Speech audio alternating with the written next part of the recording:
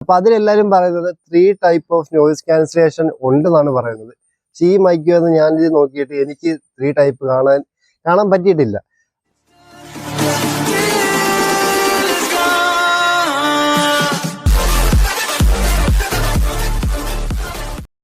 Hello guys, എല്ലാവർക്കും AI tips ഒരു പുതുത്ത വീഡിയോയിലേക്ക് ഒരിക്കലും സ്വാഗതം. അപ്പോൾ നമ്മൾ ഇന്ന് വന്നിരിക്കുന്നത് അൺബോക്സിംഗ് വീഡിയോ ആയിട്ടാണ്. വേറൊന്നുമല്ല, Genero S13 Pro എന്ന് പറഞ്ഞ ഒരു വയർലെസ് മൈക്കിന് അൺബോക്സിംഗ് വീഡിയോ ആയിട്ടാണ് വന്നിരിക്കുന്നത്. അപ്പോൾ ഞാനിത് വാങ്ങിയത് വെച്ചാൽ നമുക്ക് വീഡിയോ ക്വാളിറ്റി പോലെ തന്നെ വളരെ ഇമ്പോർട്ടൻ്റ് ആണ് ഓഡിയോ ക്വാളിറ്റി.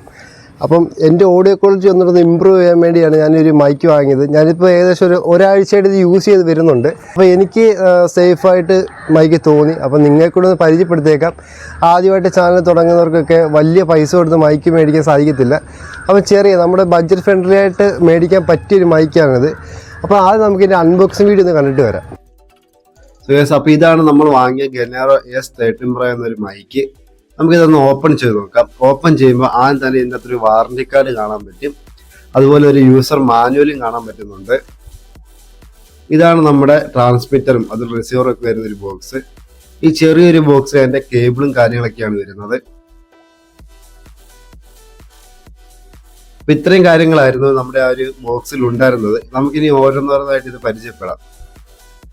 ഈ ഒരു ബോക്സിലാണ് നമ്മൾ റിസീവറും ട്രാൻസ്മിറ്ററും വരുന്നത്. ഇതൊരു പവർ ബാങ്ക് പോലെ നമുക്ക് യൂസ് ചെയ്യാൻ സാധിക്കും. നമുക്കിത് ഓപ്പൺ ചെയ്ത് നോക്കാം. ഓപ്പൺ ചെയ്യുമ്പോൾ 2 ട്രാൻസ്മിറ്ററും അതുപോലെ ഒരു റിസീവറുമാണ് ഇതിൽ വരുന്നത്. ഞാനിപ്പോൾ ഈ എടുക്കുന്നതാണ് റിസീവർ. ഇത് നമുക്ക് എല്ലാ ഫോണിലും യൂസ് ചെയ്യാൻ സാധിക്കും. കാരണം ഇതിൻ്റെ പിന്ന് വരുന്നത് സീപോഡ് ടൈപ്പ് പിന്ന് ആയതുകൊണ്ടാണ് എല്ലാ ഫോണിലും നമുക്ക് യൂസ് ചെയ്യാൻ സാധിക്കുന്നുണ്ട്. അതുപോലെ 2 ട്രാൻസ്മിറ്ററാണ് വരുന്നത്. ഞാനിപ്പോൾ ഈ എടുക്കുന്നതാണ് ട്രാൻസ്മിറ്റർ. ഈ 2 ട്രാൻസ്മിറ്റർ വരുന്നതിൻ്റെ ഉപയോഗം എന്താണെന്ന് വെച്ചാൽ, നമ്മളിപ്പോൾ വർക്ക് ചെയ്തുകൊണ്ടിരിക്കുന്ന സമയത്ത് ഒന്നിൻ്റെ ചാർജ് തീർന്നു പോവുകയാണെങ്കിൽ നമുക്കൊരു പവർ ബാങ്ക് യൂസ് ചെയ്ത് അത് ചാർജ് ചെയ്യുകയും ചെയ്യാം. മറ്റേ ട്രാൻസ്മിറ്റർ ഉപയോഗിച്ച് നമുക്ക് നമ്മുടെ വർക്ക് കണ്ടിന്യൂ ചെയ്യുകയും ചെയ്യാൻ പറ്റുന്നുണ്ട്.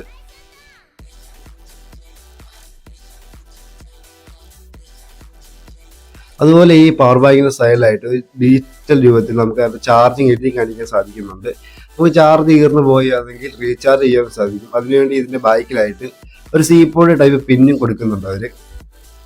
ഇനി നമുക്ക് നമ്മുടെ ട്രാൻസ്മിറ്റർ ഒന്ന് പരിചയപ്പെടാം. അതിന് കുറച്ച് ഓപ്ഷൻസും കൂടെ ഒന്ന് പരിചയപ്പെടാം. ആദ്യം നമുക്ക് ട്രാൻസ്മിറ്റർ ഓൺ ചെയ്യണമെങ്കിൽ ഈ കാണുന്ന പവർ ബട്ടണിൽ ഒന്ന് ലോങ് പ്രസ് ചെയ്യുകയാണെങ്കിൽ ട്രാൻസ്മിറ്റർ ഓൺ ആയിട്ടുണ്ട്. ഇനി നമുക്കിതിൻ്റെ നോയിസ് ക്യാൻസലേഷൻ ഓൺ ആക്കാം. അതിനുവേണ്ടി ഈ പവർ ബട്ടണിൽ തന്നെ ഒന്നും കൂടെ ഒന്ന് ഞെക്കുകയാണെങ്കിൽ ഈ ലൈറ്റ് 2 വട്ടം ബ്ലിങ്ക് ചെയ്തിട്ട് കാണാൻ പറ്റും.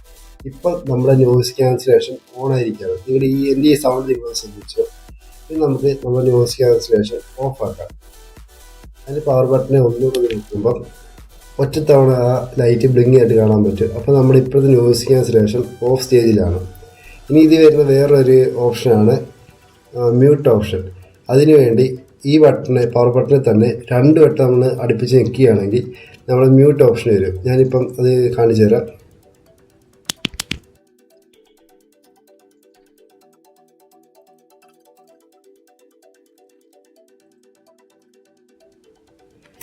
ഞാൻ മ്യൂട്ട് ചെയ്ത സമയത്ത് ഞാൻ പറഞ്ഞൊന്നും നിങ്ങൾക്ക് കേൾക്കാൻ പറ്റത്തില്ലായിരിക്കും. ഇപ്പം മ്യൂട്ട് നമ്മൾ മാറ്റി നോർമൽ സ്റ്റേജിൽ കൊണ്ടുവന്നിട്ടുണ്ട്. ഇനി ഇതിന് വരുന്ന ഓപ്ഷൻ എന്ന് വെച്ചാൽ എക്കോ മോഡാണ്. നമ്മുടെ ഈ പവർ ബട്ടണിൽ തന്നെ 3 വട്ടം പ്രസ് ചെയ്യുകയാണെങ്കിൽ എക്കോ മോഡിലോട്ട് പോകും. ഇപ്പം എക്കോ മോഡ് വന്ന് നമ്മുടെ ഈ പാട്ട് പാടുമ്പോഴും അതിനൊക്കെയാണ് ഈ എക്കോ മോഡ് കൂടുതലും യൂസ് ചെയ്യുന്നത്. ഇപ്പം ഞാൻ സംസാരിക്കുന്നതെല്ലാം നിങ്ങൾക്കൊരു എക്കോ മോഡിലേക്ക് ഫീൽ ചെയ്യുന്നുണ്ടായിരിക്കും. ഇനി ഈ എക്കോ മോഡിൽ നിന്ന് മാറ്റണമെന്നുണ്ടെങ്കിൽ ഈ പവർ ബട്ടണിൽ തന്നെ ഒന്നും കൂടെ ഒരു 3 വട്ടം പ്രസ് ചെയ്യാമെങ്കിൽ എക്കോ മോഡ് മാറി കിട്ടും. ഇതിനകത്തൊരു ബോക്സാണ് വരുന്നത്. എന്തൊക്കെയാണ് നമുക്ക് നോക്കാം. ഓപ്പൺ ചെയ്യുമ്പോൾ നമുക്ക് നമ്മുടെ ട്രാൻസ്മിറ്റർ പോലെ ആ പവർ ബാങ്ക് ചാർജ് ചെയ്യുന്ന ഒരു ചാർജർ, ഡബിൾ കേബിൾ വരുന്നൊരു ചാർജറാണ് വരുന്നത്.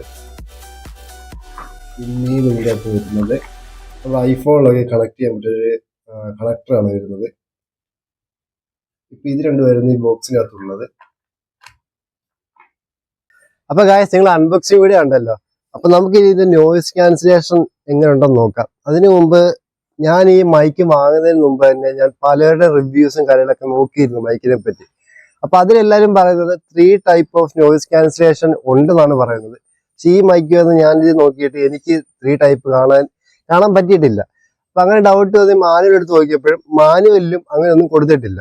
മാനുവലിൽ കൊടുത്തേക്കുന്നത് നിങ്ങൾക്ക് വോയിസ് ക്യാൻസലേഷൻ എനേബിൾ ചെയ്യണമെങ്കിൽ നമ്മുടെ പവർ ബട്ടൺ ഒരു വട്ടം ഞെക്കുമ്പോൾ ആ ലൈറ്റ് 2 തവണ ബ്ലിങ്ക് ചെയ്യുകയാണെങ്കിൽ വോയിസ് ക്യാൻസലേഷൻ ഓൺ ആയി. പിന്നെ ഒന്നുകൂടെ ഞെക്കുകയാണെങ്കിൽ ലൈറ്റ് സിംഗിൾ ബ്ലിങ്ക് ചെയ്യുകയാണെങ്കിൽ വോയിസ് ക്യാൻസലേഷൻ ഓഫ് ആയി. ആ ഒരു മെത്തേഡ് മാത്രമേ ഇതിൽ കൊടുത്തിട്ടുള്ളൂ. അപ്പൊ എന്താണെന്ന് അറിയത്തില്ല. പക്ഷെ എന്തായാലും ഈ ഉള്ള വോയിസ് ക്യാൻസലേഷൻ നല്ലോണം പക്ക വർക്കിംഗ് ആണ്. നമുക്ക് ആ സൈഡിലുള്ള, അതായത് നമ്മുടെ ചുറ്റുവട്ടത്തുള്ള നോയ്സും കാര്യങ്ങളെല്ലാം ക്യാൻസൽ ചെയ്തതിനാണ് നമുക്ക് സേഫായിട്ട് നമ്മുടെ ഓൺ ബോഡി തന്നെ നമുക്ക് സേഫായിട്ട് കിട്ടുന്നുണ്ട്. അപ്പൊ നമുക്ക് എന്തായാലും ഇതിന്റെ വോയിസ് ക്യാൻസലേഷൻ ഒന്ന് ചെക്ക് ചെയ്ത് നോക്കാം എങ്ങനെയുണ്ടെന്ന്.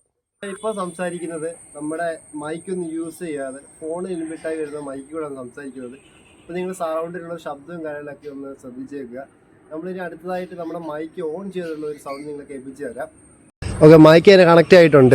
ഇപ്പം ഞാൻ അതിൻ്റെ നോയിസ് ക്യാൻസലേഷൻ ഒന്നും ഓൺ ആക്കിയിട്ടില്ല. നോർമൽ രീതിയിൽ തന്നെയാണ് സംസാരിക്കുന്നത്. വോയിസ് ക്യാൻസലേഷൻ ഓൺ ആക്കാതുള്ള ഒരു ശബ്ദമാണ് നിങ്ങളിപ്പോൾ കേട്ടോണ്ടിരിക്കുന്നത്. നമുക്കിനി ഇതിൻ്റെ വോയിസ് ക്യാൻസലേഷൻ ഓൺ ആക്കിയിട്ടുള്ള സൗണ്ട് എങ്ങനെയാണെന്ന് നോക്കാം. 2 തവണ ലൈറ്റ് ബ്ലിങ്ക് ചെയ്ത് വോയിസ് ക്യാൻസലേഷൻ ഓൺ ആയിട്ടുണ്ട്. ഇപ്പം ഈ വരുന്ന സൗണ്ട് എങ്ങനെയുണ്ടെന്ന് നിങ്ങൾ നോക്കുക.